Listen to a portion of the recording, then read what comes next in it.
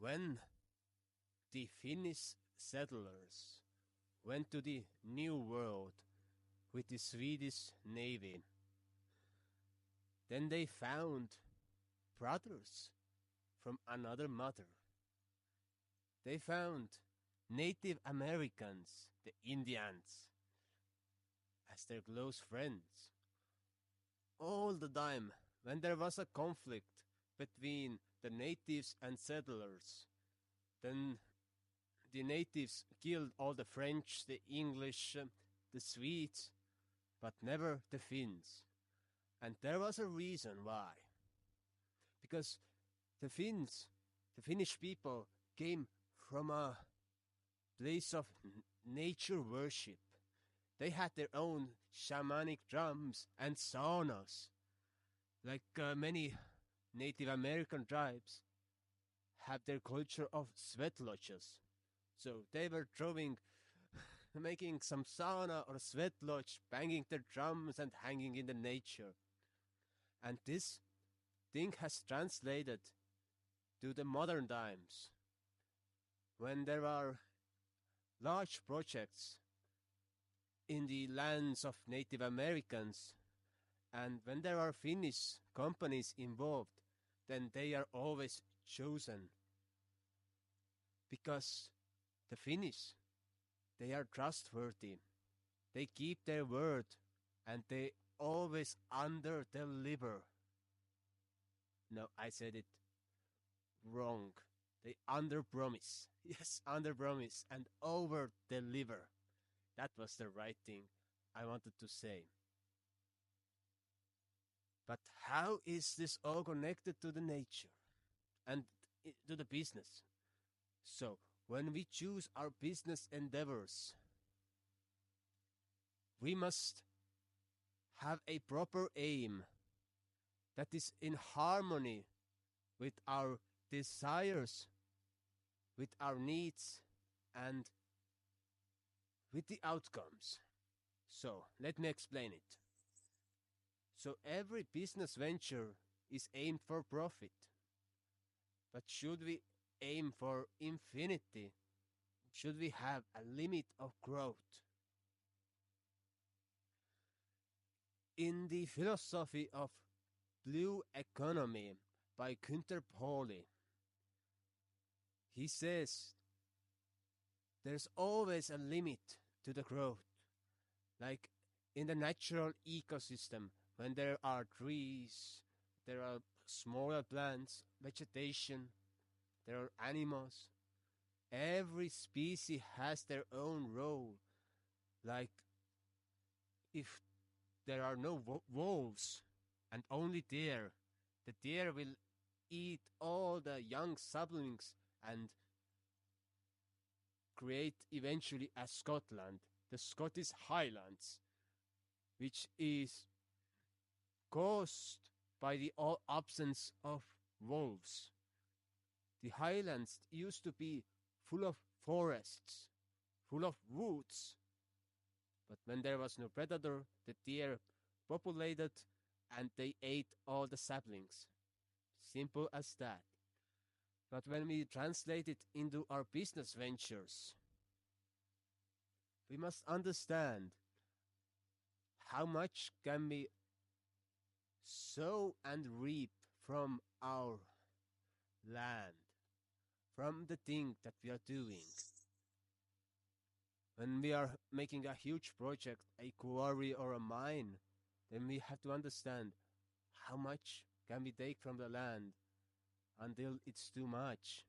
Or when we are making a business, or when you are a cryptocurrency miner, then there's also a question, which cryptocurrencies you are going to purchase. Because some transactions, they take up so much electricity that an entire household in Europe would consume within a year. This fault is with some cryptocurrencies because of the blockchain system. So it's all about understanding our choices, understanding the results, and when you are setting goals and when you are eventually creating your business venture, your adventure, you must be able to visualize the end goal that you are going to aim for, that you wish to attain. So, this philosophy of nature, you must always ask, what are my possibilities? What can I sow? Therefore, I could reap it, and how sustainable it is.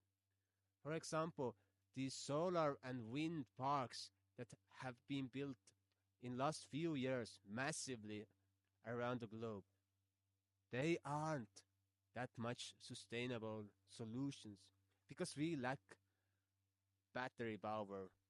And another thing, of disposing the old wind turbines and solar panels, that's a heck of a problem. The same goes with electric cars. Electric cars, they age so quickly. I can still purchase a 20 years old diesel car and it runs perfectly. Yes, it has its fault, but they all can be repaired. But but imagine 20 years old electrical vehicle. It has no battery life. It's just a piece of crap. I don't know eventually, or actually, are there any 20-year-old electrical cars on sale? But with 10 years, they have amortized so much that there is no use of those cars anymore.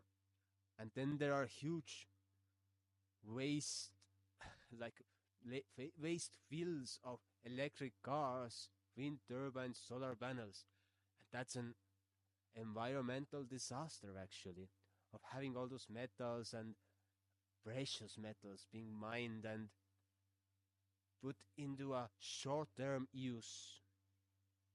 So when we are creating business systems, when we are producing large-scale goods in quantities that are beyond our own measures, we must understand the effects that all our actions have on the natural world. But there's one thing we can always consider when we are developing our products. For example, we are setting up solar panels on houses. We can always explore more efficient alternatives or more efficient technology. We can go to summits and conferences, to masterminds, and find out solutions that we have never anticipated before, and we can imply those solutions into our own work. But sometimes it's also going back to the primal times. So much work nowadays is being done on computers. But I have met many businessmen who are wealthy and they are literally old school.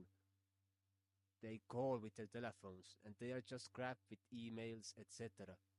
Because they are just waste of time and attention.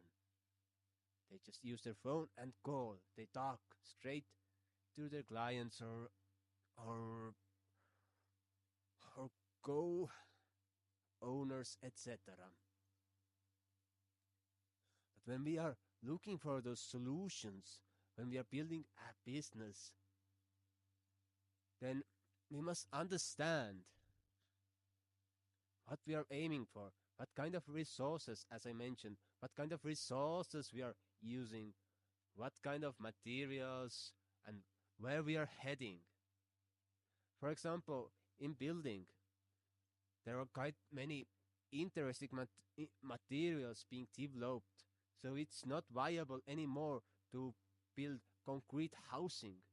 For example, there is hempcrete. You have to heat the limestone in a with less heat, and you mix it with hemp sheave, with hemp, and you can grow hemp really swiftly without consuming too much soil, and you can make a concrete building out of it. And it has been tested, and people are building first hempcrete houses and even hempcrete building blocks. It's a little bit different than concrete, but it's all possible. The same goes with many other technological solutions. They are already being developed, like penoplast from mushrooms, etc. And they are all wonderful materials. And we do not have to rely anymore so much on petrochemical industries. But still, I support them because I see that we must use fossil fuels for many years to come until we reach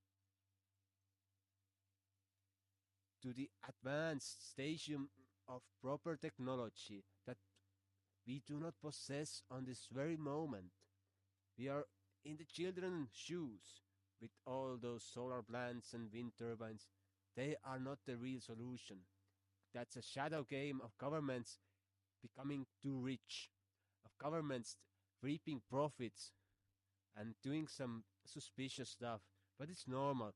Like last year in 2024 in UK, they had to spend £1 billion to close so-called green energy plants because they weren't solutions. They were not sustainable.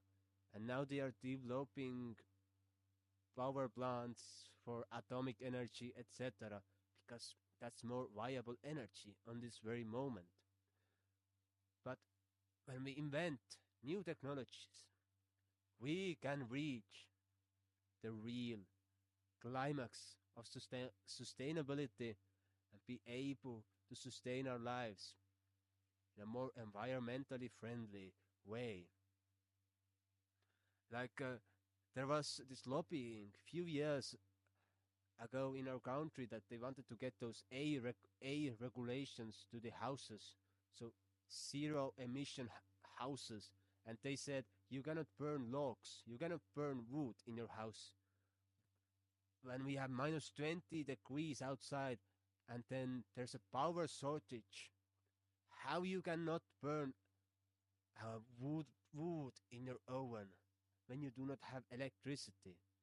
So we must always understand our own environment, our own solutions, and our own climate. Which kind of technologies will benefit best version of ourselves? Like the drinkable water is available for so many people in this world, but behind the availability is a big lie that most drinking water is polluted by chemicals and people are drinking dead water, so they are dehydrated. And that's why I'm using technology. I am using a Kangen water machine that hydrates my brain, my body, and I'm feeling alive because I'm drinking living water. And actually, we have our own well. That's another part of technology. I have seen boreholes like 300 meters and even 400 meters into the ground, and they reach without electricity to the water. You there's so many cool, awesome solutions that we can invent. So I hope you enjoyed. Subscribe and see you soon.